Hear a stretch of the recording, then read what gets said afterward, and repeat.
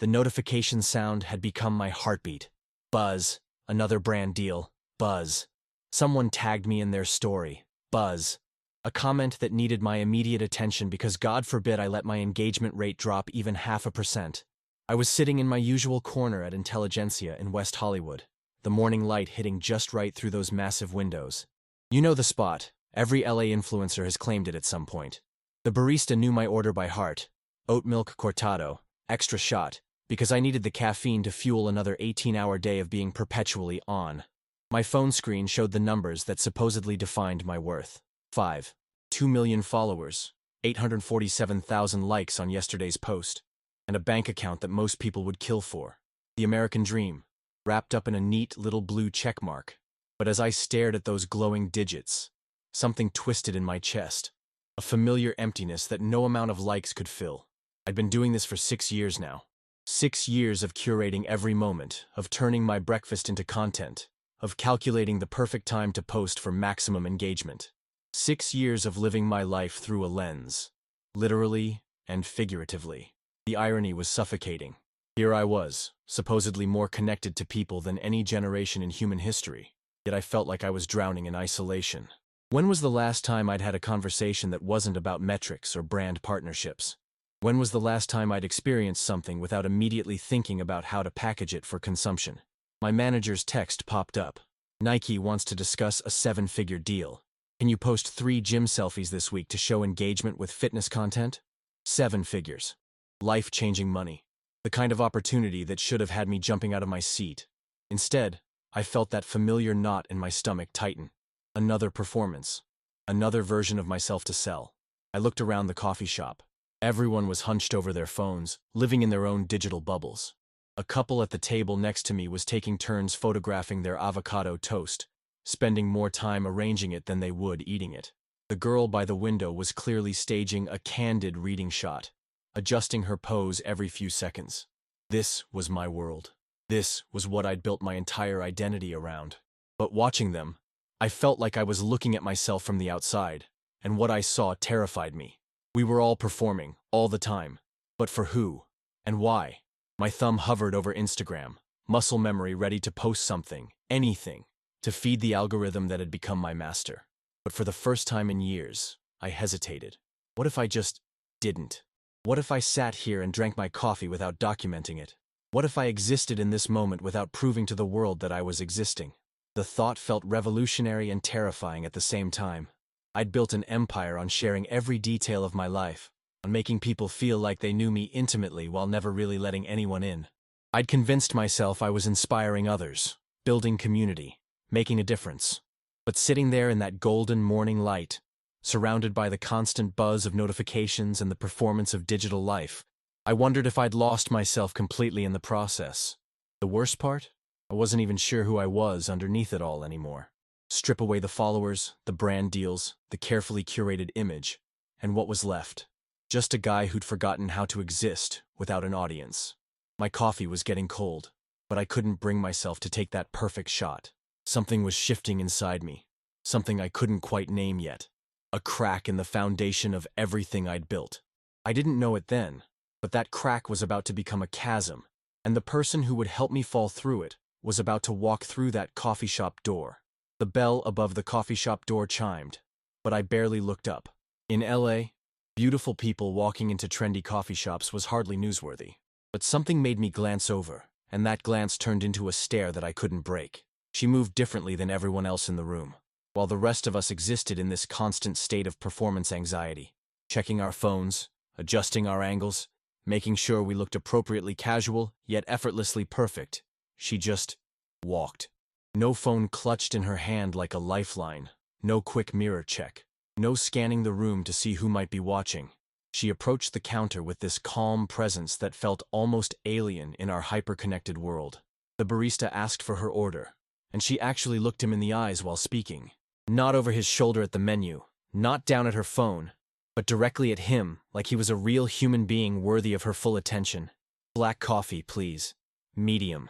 No oat milk, no extra shots, no complicated modification that would make for better content. Just coffee. Simple, honest, unperformative coffee. I watched her pay with actual cash, which in West Hollywood was practically a historical artifact. She found a table by the window, pulled out a chair, and sat down. Then she did something that made my content creator brain short-circuit completely. She pulled out a book, an actual physical book with worn edges and a cracked spine. Not a tablet, not an e-reader, but paper pages that she turned with her fingers. I couldn't stop staring. In a room full of people performing their lives for invisible audiences, she was just existing, reading, being present in a way that felt almost mythical. My phone buzzed. A notification from TikTok about trending hashtags.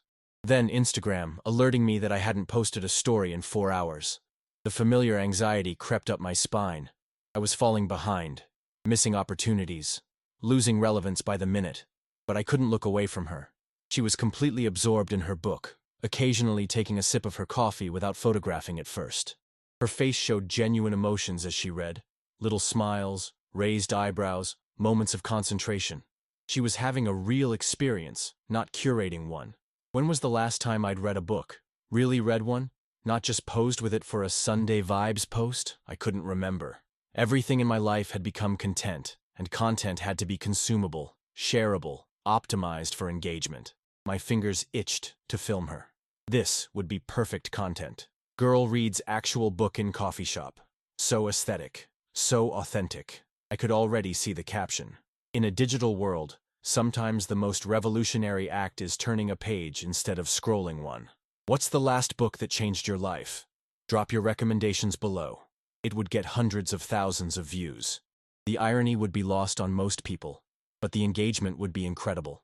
I actually reached for my phone, muscle memory taking over. But something stopped me. Maybe it was the way she looked so peaceful, so genuinely content. Maybe it was the realization that filming her would destroy the very thing that made the moment special. For the first time in years, I was witnessing someone who wasn't trying to be seen. She wasn't performing authenticity. She was just authentic. And somehow, that authenticity was more magnetic than any carefully crafted content I'd ever created. I sat there for 20 minutes, just watching her read. Not in a creepy way, but in the way you might watch a sunset or listen to rain. She was proof that another way of existing was possible, that you could be fully present in a moment without needing to broadcast it to the world. My coffee had gone completely cold, but I didn't care. I was having what felt like my first genuine experience in months, and the strangest part was that it was happening in complete silence, watching a stranger who had no idea I existed. She turned another page, and I noticed she was smiling at something in the book. A real smile. Not the practiced one I'd perfected for cameras. It was crooked and unguarded and absolutely beautiful in its honesty. That's when it hit me. I'd spent so long crafting the perfect version of myself that I'd forgotten what the real version even looked like. I'd optimized my personality for maximum engagement. But somewhere in that process, I'd lost the person worth engaging with. This woman, this stranger with her book and her black coffee and her complete disregard for digital validation, was everything I'd forgotten how to be. She was present. She was real. She was enough, just as she was, without needing anyone else to confirm it. I knew I had to talk to her. Not for content, not for a story, but because something about her presence was calling to a part of me I thought I'd lost forever. The part that remembered what it felt like to just be human. My hands were actually shaking as I stood up. When was the last time I'd approached someone without a script, without a purpose, without some kind of content strategy behind it? I couldn't remember. Every interaction in my life had become transactional, measured in potential views and engagement rates. But something about her pulled me forward. Maybe it was desperation. Maybe it was curiosity. Or maybe it was the part of my soul that was slowly suffocating under the weight of constant performance, gasping for something real. I walked over to her table, my heart pounding like I was about to jump out of a plane. Which, ironically, I'd done last month for a Red Bull sponsorship without feeling half this nervous. "Excuse me," I said, my voice coming out rougher than intended. "I couldn't help but notice you're reading an actual book. That's refreshing." She looked up, and I was struck by her eyes. They weren't the kind of clear you get from ring lights and professional photography. They were clear in a way that suggested she actually slept well at night, that she wasn't constantly anxious about metrics and algorithms. There was a depth there that I'd forgotten existed in people. "Oh, you mean because everyone else is staring at screens?" She smiled, and it was the kind of smile that reached her eyes, unfiltered and genuine. "Yeah, I don't really do the internet thing." The words hit me like a foreign language. "You don't do the internet thing? Like at all?" She closed her book carefully, using an actual bookmark, not her phone or a receipt or whatever was handy. Everything about her movements was intentional, unhurried. Not really. No social media, no endless scrolling, no performing my life for strangers. She paused, studying my face with an openness that made me feel exposed. "I'm Sarah, by the way." "I'm Jake," I said, then caught myself before adding my follower count like it was part of my name. The habit was so ingrained that stopping mid-sentence felt like swallowing glass. "And I basically live on the internet." The admission hung between us like a confession. I'd never said it out loud before. Never acknowledged how completely my existence had merged with my online presence. Saying it to someone who existed entirely outside that world made it sound pathetic. "That sounds exhausting," she said, and there wasn't judgment in her voice, just genuine concern. "Having to be on all the time. Having your worth measured by numbers that change every second." She was right. It was exhausting. I was exhausted. Bone-deep, soul-crushing exhausted in a way that no amount of vacation content or self-care posts could fix.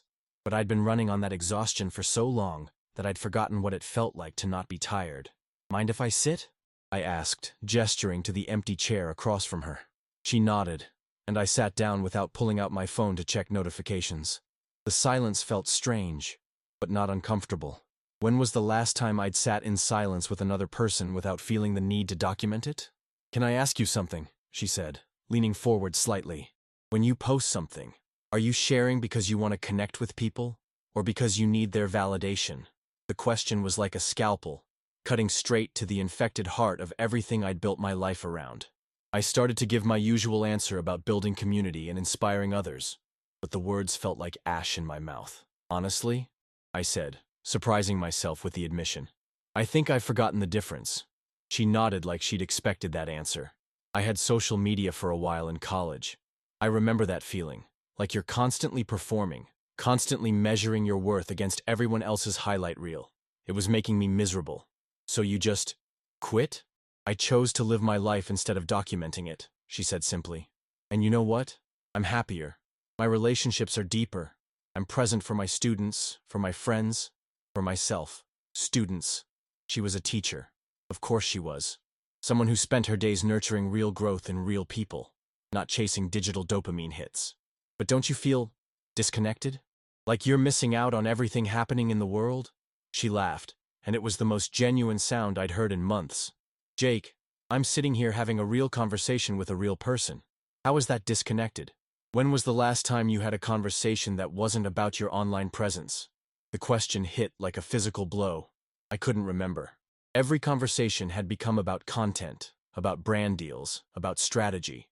Even my closest relationships had become contaminated by my digital persona. "I don't know," I whispered, and the admission felt like bleeding. Sarah reached across the table and touched my hand briefly. The contact was electric, not because it was romantic, but because it was human. Unfiltered, unperformed human connection. "It's okay," she said. "Awareness is the first step. If this story is hitting different, hit that subscribe button, because what Sarah told me next completely shattered everything I thought I knew about success and happiness." And make sure to like this video and drop a comment about your own relationship with social media. Trust me, you'll want to hear how this unfolds. Sitting there with Sarah, I realized I was starving. Not for food, not for content, not for validation. I was starving for exactly this. A real moment with a real person who saw me as more than my follower count. And I had no idea how to feed that hunger. The conversation should have felt awkward. Here I was, talking to a complete stranger about the hollowness eating away at my soul. But sitting across from Sarah, I felt something I hadn't experienced in years. The relief of being seen, without being judged. "So what do you do?" I asked, genuinely curious about someone who existed outside the digital fishbowl I'd been swimming in for so long. "I'm a teacher," she said, taking a sip of her coffee. "Third grade, and I volunteer at a community garden on weekends. No mention of side hustles, no personal brand, no monetization strategy, just work that mattered, work that touched real lives in real ways." The simplicity of it was almost incomprehensible to me. "That's amazing," I said, and meant it more than any scripted response I'd given in years. "I'm an influencer. I have 5 million followers." The words came out automatically, like a reflex. For 6 years, that number had been my introduction, my worth, my identity. I waited for the usual reaction. The impressed gasp, the immediate phone grab to check out my profile, the shift in energy that happened when people realized they were talking to someone important. Instead, Sarah tilted her head thoughtfully, studying my face with those clear, unfiltered eyes. "That sounds lonely," she said quietly. The response knocked the wind out of me. Not, "Wow," or "That's incredible," or "You must be rich." Just lonely. And she was right. God, she was so right it hurt. "Lonely?" I repeated, trying to process how she'd seen through everything so quickly. "Having to be on all the time," she continued, her voice gentle but unflinching. "Having your worth measured by numbers that change every second. Never knowing if people like you for who you are or for what you represent. When do you get to just be yourself?" The question hit me like a physical blow. When was the last time I was just myself? Not Jake the influencer, not the guy with the perfect life and the sponsored content, not the carefully curated version designed for maximum engagement. Just Jake. I couldn't remember. The realization was terrifying. "I don't think I know who that is anymore," I whispered, the admission scraping my throat raw. Sarah's expression softened. "What did you love before all this? Before the followers and the brands and the performance?" I had to think. Really think. The memories felt buried under years of content creation and algorithm optimization. "I used to write," I said slowly. "Stories. Not captions or scripts, but actual stories. I wanted to be a novelist. What happened to that dream?" "It didn't pay the bills," I said automatically, then caught myself. "No, that's not true. I gave up on it because it was hard, and building an online following felt easier. More immediate gratification. And now? Now, I'm making more money than I ever dreamed of, but I haven't written a real story in 4 years. I've turned my entire life into content, but I've forgotten how to create anything meaningful." The words hung between us like a confession at church. I'd never admitted that to anyone, not even to myself. My success story was supposed to be inspiring. Kid from Ohio makes it big in LA through social media. But sitting there with Sarah, it felt like a cautionary tale. "You know what's funny?" I continued, unable to stop the words from pouring out. "I have 5 million people following my life, but I don't have a single real friend. Everyone wants something from me. A collaboration, a shout-out, access to my audience. Even my family treats me differently now." Sarah nodded like she understood. "That's the thing about performing all the time. Eventually, you forget where the performance ends and you begin. And other people forget too." "How do you do it?" I asked desperately. "How do you just exist without needing validation from strangers?" She smiled, and again I was struck by how genuine it was. "I find validation in things that matter. When one of my students finally grasps a concept they've been struggling with. When the tomatoes in our community garden feed a family who needs fresh food. When I finish a good book or have a real conversation with someone. Like this one, I thought. This conversation was more real than anything I'd experienced in months. "But don't you want more?" I pressed. "Don't you want to be known? To make an impact on a larger scale?" "I am making an impact," she said simply. "Just not one that can be measured in likes or shares. The kids I teach will remember kindness more than they'll remember viral videos. The families who eat vegetables from our garden are nourished in ways that matter. Real impact doesn't need an audience." I felt something crack inside my chest. All this time, I'd convinced myself that my platform was about making a difference, about inspiring people. But when was the last time I'd actually helped someone without filming it? When had I done something meaningful that I didn't immediately turn into content? "I think I've lost myself," I said, the words barely audible. Sarah reached across the table again, her hand covering mine briefly. "The good news is, you can't lose something that's always been there. You just have to remember how to find it again."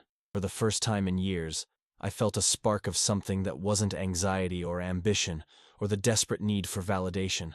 It felt like hope, fragile and unfamiliar, but real. And sitting there with this woman who'd chosen depth over reach, meaning over metrics, I wondered if it was possible to find my way back to who I used to be. Or maybe, who I was always meant to become. "Would you like to take a walk?" Sarah asked, closing her book and standing up. No phones, no documentation, just a walk. The suggestion felt both simple and revolutionary. When was the last time I'd walked anywhere without my phone ready to capture the perfect shot? When had I experienced movement without thinking about how to frame it for content? "I should probably check my notifications first," I said automatically, reaching for my phone. "Should you?" she asked, not judgmentally, just curiously. What happens if you don't check them for an hour? I paused, my hand hovering over my phone. What would happen? The world wouldn't end. My follower count wouldn't disappear. But the anxiety of being disconnected, even briefly, felt overwhelming. I don't know, I admitted. I haven't tried. Then let's find out together. I left my phone on the table, face down, and followed her out of the coffee shop. The moment we stepped outside, I felt naked without the familiar weight of my device in my hand.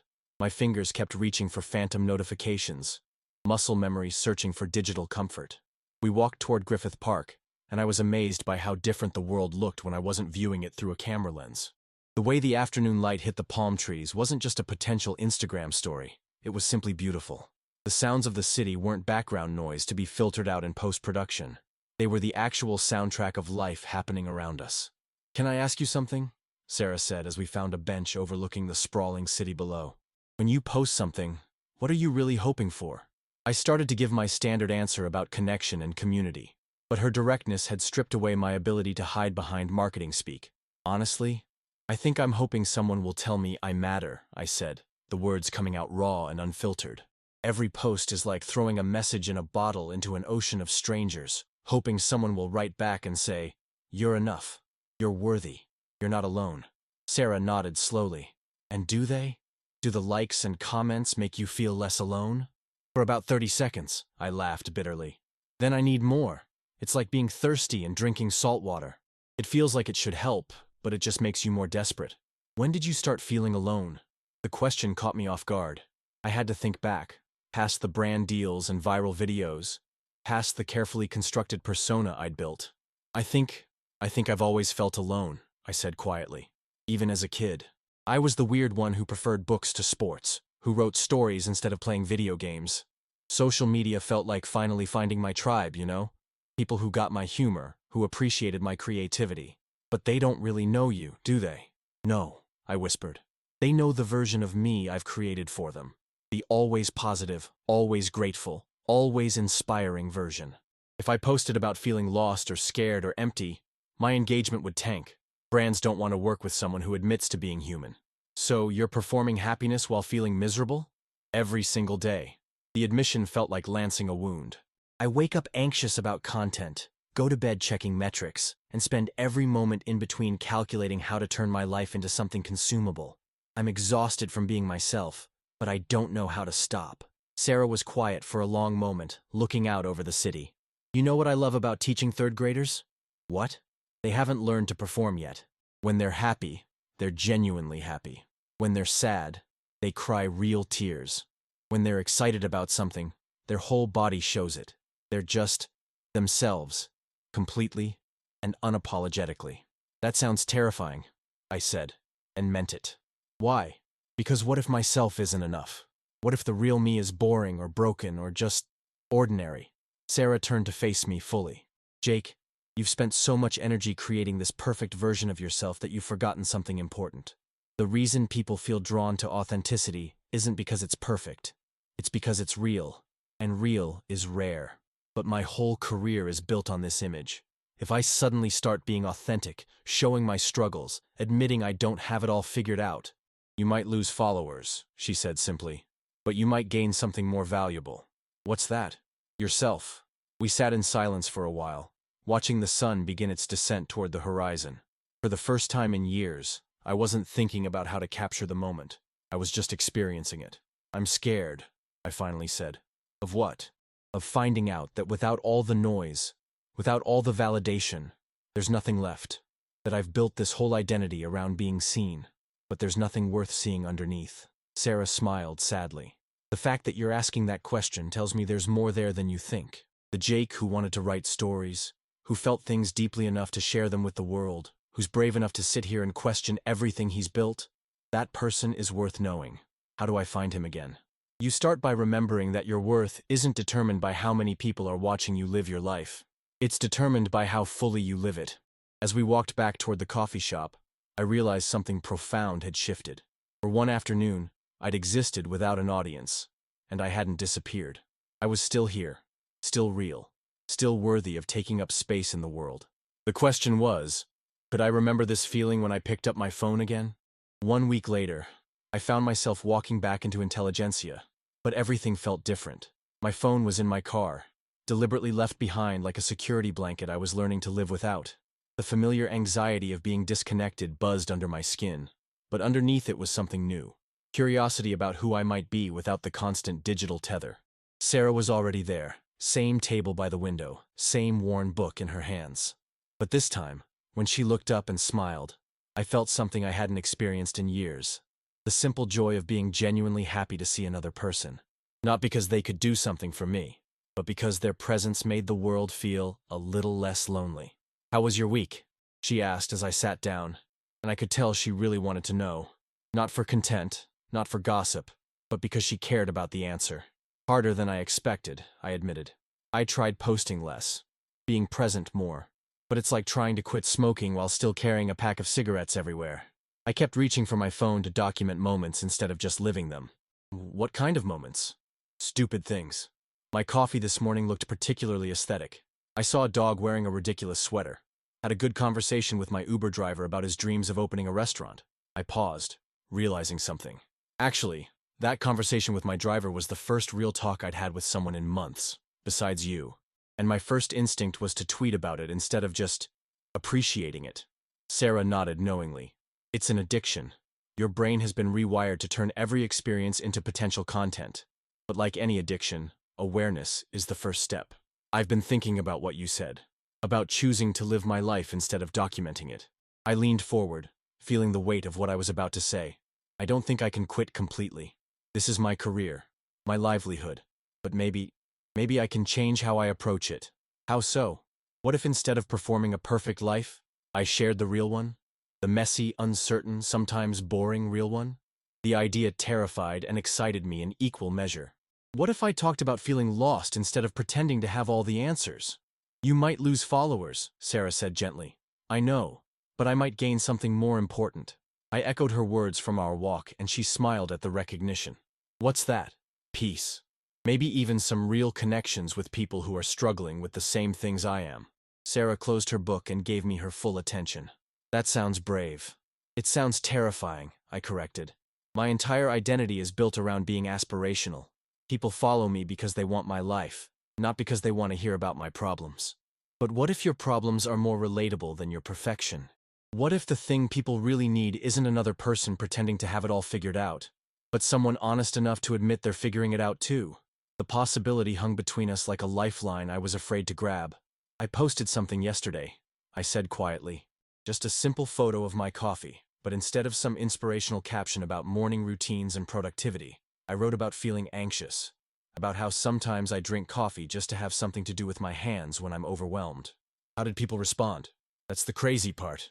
It got more genuine engagement than anything I've posted in months.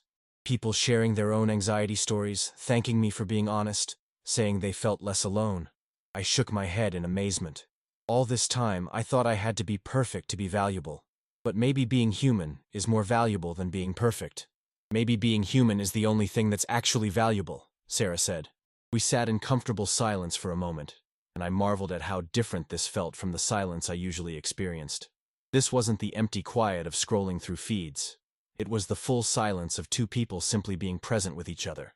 "I want to ask you something," I said finally, "and I want you to know this isn't for content or a story or anything like that.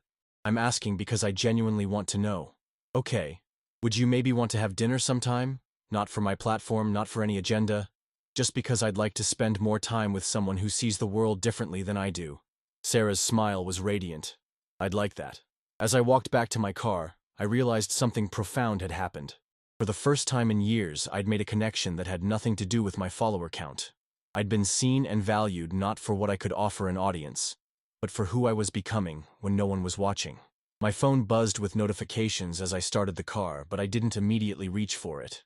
Instead, I sat for a moment, feeling the weight of possibility. Maybe I could build something different. Maybe I could use my platform not to perform perfection, but to explore what it meant to be beautifully, messily human.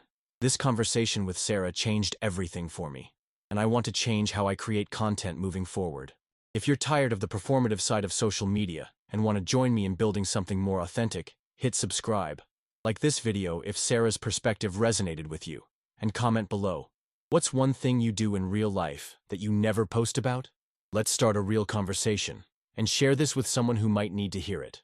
Together, we can remember what genuine connection actually feels like. Because sometimes the most important conversations happen when the cameras are off, and the most meaningful connections are made when we stop performing and start being human.